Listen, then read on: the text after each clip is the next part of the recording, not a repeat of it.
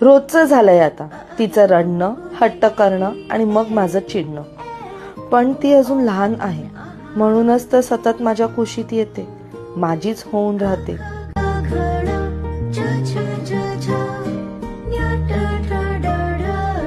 उद्या ती मोठी होईल, स्वतःचे निर्णय घेईल, पण हे लहानपण ते परत येणार नाही.